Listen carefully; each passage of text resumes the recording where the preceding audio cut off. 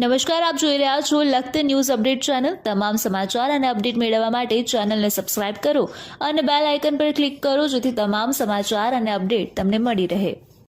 લખતર ગામના રામમહેલ, રણછોડજી મંદિર અને કુંભાર જ્ઞાતિના રામજી મંદિરના લાલજી મહારાજને લખતર મોતીસર તળાવની અંદર સ્નાનાદિ કાર્ય કરવા માટે થઈ અને શોભાયાત્રાનું આયોજન કરવામાં આવ્યું। ત્યારે આ શોભાયાત્રાની અંદર વિરમગામથી આવેલ એક બાળ કલાકાર જે ઢોલ વગાડતો હતો તેને આકર્ષણનું કેન્દ્ર જમાવ્યું હતું।